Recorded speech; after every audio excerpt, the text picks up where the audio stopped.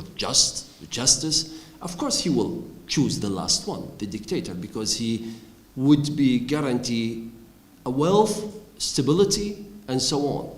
And I think, in my point of view, Iraq now is in a dangerous situation that it could be going this way, because people still looking forward for someone guarantee just small things, public services, stability, justice. And that is not existing, obviously, now. When I go back to Weimar Republic, I would disagree with you, Excellency, with one point. The differences between the Weimar Republic and Iraq now is the wealth. Iraq now has much wealth than in Weimar Republic. That's why I would say we have a wealth about 10 billion in a year, a budget.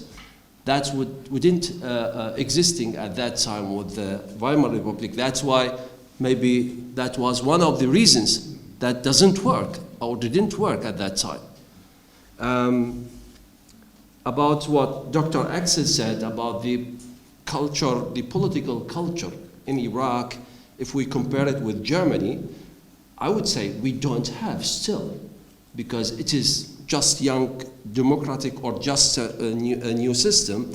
I give you 3 examples of that we don't have that culture. First, nowadays, the parliament want to reopen the door to candidate for the president. They opened the door in the past, about 8 candidates gave their paper, and the door closed. And something happened. I don't know, with Mr. Zibari, I think?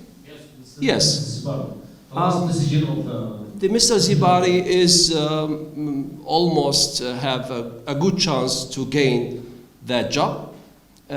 He has a legal problem. That's why it would be not easy for him. That's why they try to open, although the constitution is not allowing them to open the door again.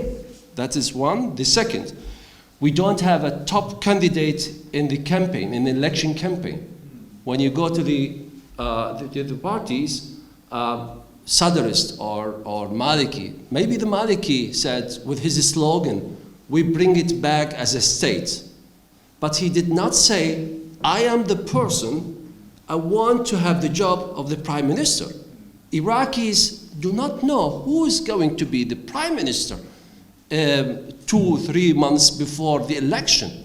That is not cultural, not political culture. The third one, we still don't have the second Congress House or Parliament on the province stage as a second, like Bundesrat here in Germany, we don't have. That's why the representative of the willing of the people in the different provinces still not real declarate.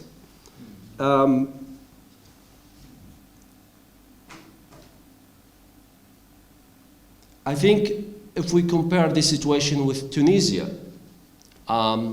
it is close, maybe in Iraq or in Egypt, we have also the same situation. That's why Iraqis could be welcoming someone to say, hey, come on, I'm going to guarantee for you the security and the wealth and stability. And this is really a very critical situation.